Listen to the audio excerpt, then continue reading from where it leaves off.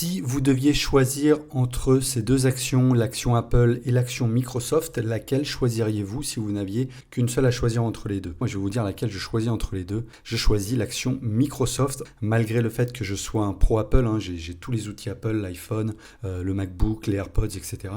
Mais malgré tout, je choisis l'action Microsoft, même si j'utilise aucunement les logiciels Microsoft.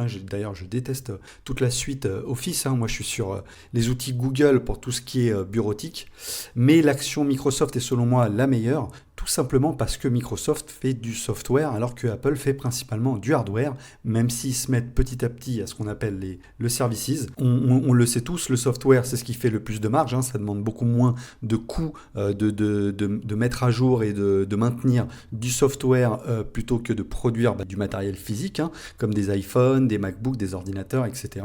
J'ai demandé à ChatGPT ce qu'il y avait comme matériaux dans les produits Apple. Eh bien, il y a de l'aluminium, il y a du verre, il y a de l'acier, il y a pas mal de métaux, et on le sait, ces métaux vont coûter de plus en plus cher, ils risquent d'augmenter avec le temps. Donc quand on voit l'évolution des chiffres, des revenus, des bénéfices software, eh bien on voit que c'est en perpétuelle évolution, alors qu'on voit que chez Apple, eh bien ça stagne au niveau du hardware, on le voit ici sur l'outil Qualtrim, eh bien c'est même un peu en pente descendante. Il n'y a que le Services qui se porte de mieux en mieux, on peut le voir là par exemple sur le diagramme de Sankey, qui est un diagramme qui indique tous les revenus. On peut voir que sur le Q1 2024, eh bien, la branche Services était à plus 11% et au Q2 à plus 14%. C'est la branche la plus en forme, on va dire, chez Apple. Et bien, du coup, si Apple veut vraiment rester dans la course, eh bien, il va falloir qu'il fasse augmenter le plus possible ses services, ou alors qu'il trouve un nouveau produit phare comme l'iPhone,